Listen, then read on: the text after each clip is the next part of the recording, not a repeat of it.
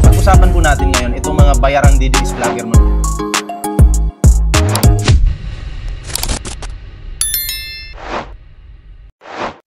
So, ito po, no?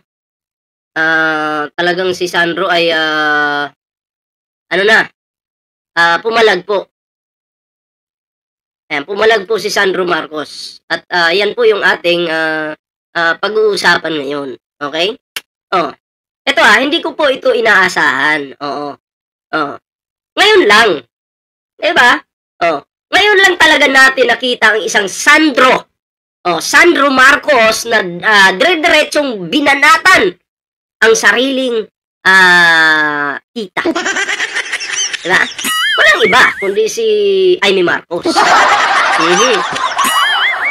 At anong sinabi niya? Ay grabe to mga pre. Kung akala niyo politika lang, nagkamali kayo. Pamilya mismo ang tinatamaan dito. Ayan basagin natin ng todo itong si Amy Marcos mga pre. Diba? Kasi binasag na nga siya ni Sandro Marcos eh. Eto naglabas ng matinding mensahe si Sandro Marcos. Hindi ito basta-bastang pahayag. Which is ito yun mga pre. Parang araw-araw. Ayan, parang araw ng panghuhusga. Ayan para kay Amy Marcos. Sabi ni Sandro, mula noong in-acknowledge at nire-respeto ko ang papel ni Tita Amy sa public life ko, pero ito raw ang una at huling beses na magsasalita siya tungkol dito. Bakit? Kasi sobrang sakit na raw ng ginagawa ni Amy Marcos, which is tatay niya yung binabanatan at ginagawa ng kwento, di ba? Tatay mo. Tapos wala pang katotohanan yung pinagsasabi sa tatay mo, masasaktan ka po bilang isang anak, di ba? Masasaktan ka po bilang isang anak. Ayan So, matindi po itong sinabi ni Amy Marcos sa kay PBBM. And then, ikaw na anak, mapapanood mo yung mga sinasabi ni Amy Marcos ngayon. Ano po ang iyong mararamdaman? Tanong ko lang sa inyo. Matutuwa ba kayo? Mag-smile lang ba kayo? Tatay mo yan eh. Diba? Syempre, magsasalita ka rin bilang isang anak. Pagtatanggol mo yung tatay mo, lalo na sinungaling si Amy Marcos. Diba? Pagtatanggol mo po yung tatay mo, sasabihin mo, tatay ko yan eh. Sinungaling ka, Amy, so magsasalita ako, diba? At ito pa yung matindi. It pains me to see how low she has gone. Diba? Eto, si Sandro mismo nagsabi niyan. Bumaba na raw ng husto si Amy Marcos. Totoo po. Kung siya nire-respeto pa noon, okay? Si Amy Marcos po ngayon ay wala na. Isinusuka na po ng mga Pilipino. Yung pagkatao po ni Amy Marcos ngayon, sobrang baba na po. Ka-level na po ng daga. Diba? Yan sa hindi pa nakapag-like, share, subscribe dyan, mag-like na po kayo. Wala pang bayad yan Kalahin mo yan. Diba? Hindi raw basta pagbabanat. Okay? Construction daw ng web of lies para guluhin ang gobyerno. Hindi lang naman po si PBBM yung ginugulo. Itong babaitang ito eh.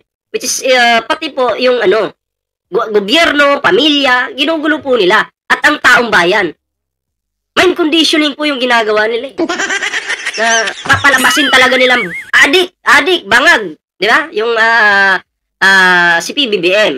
Hindi lang basta away ng pamilya. Destabilization na raw ang level. Di ba? At ang mas malala po dito, ayan, dinadawit daw ni Amy ang Pangulong Bongbong Marcos, ang First Lady, at ang sa unang pagkakataon, si Sandro mismo. Ano sabi ni Sandro Marcos? Walang basihan, walang katotohanan, at walang magandang idudulot sa bayan. Totoo naman. Diba? Anong Anong kapital ni Amy Marcos dito habang nagsasalita siya? Unang-una, laway. Kapital niya laway. Pangalawa, script. Diba? Talaga lang po yan. Laway at yung script ni Amy Marcos. Diba? At hindi siya nag-iisa. Pati pinsan niya, si Vice Governor Mateo at Attorney Michael, ayan nagtatapat na pawang kasinungalingan ang pinakawalan ni Amy Marcos. Diba? Ang inyong iniidolo, okay, yung pinapalakpakan nyo dyan sa stage na si Amy Marcos, kasinungalingan po lahat. Narinig nyo kanina, ano sabi niya? 3 years na kaming hindi nagkakausap o nagkikita ni BBM, pero nung kampanya, nandun siya. Diba? So, puro po kasinungalingan lahat. Diba? I mean, mahiya ka naman, ang kapal na mukha mo. Grabe. Wala kang silbi sa bansa. Pero eto, ang pinakamasakit na linya ni Sandro Marcos. Ayan ito po yung ano yan, yung pinapakita ko po sa inyo. We always agreed na kahit ano ang mangyari sa mga magulang namin, hindi namin hahayaang madamay kami. Diba? So, pero sino raw ang unang bumali sa kasunduan? So, may kasunduan po sila, no? Okay? Sino? Sino raw ang nagbitiw ng paninira? Sino pa ba? Walang iba! Pakita ko na ba? Walang iba kundi si Amy Marcos. Diba? Si Amy Marcos, yung nagbitaw ng paninira sa pamilya. Akala niya, masisiraan niya yung pamilya. Pero hindi niya alam, siya yung nasisira dito. Kasi si PBBM, namumungay. Siya, binabato niya si PBBM. Kasi gutom siya. Diba?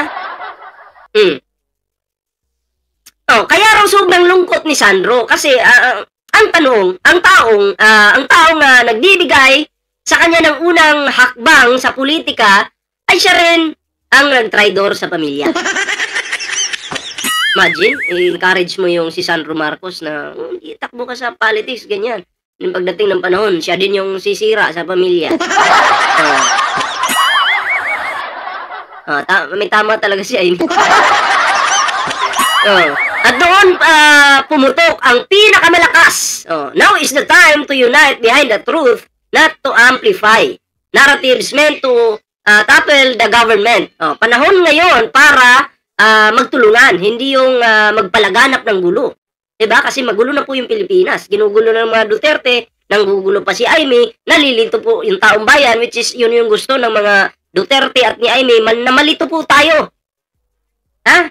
Palagi nilang binabalik-balik yung pulburong video na walang katotohanan para mind conditioning po ang tawag dyan. Diba? Ginagago po nila kayo.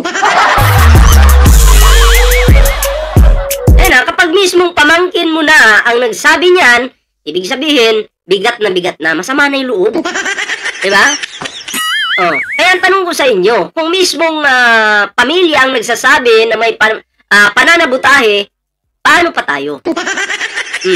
Si Sandro, hindi pala papayag na basta-basta sisirain ng gobyerno ng mga sariling kapamilya. Imagine, kapamilya mo sisirain yung gobyerno. Mabuti na lang may Sandro Marcos at PBBM.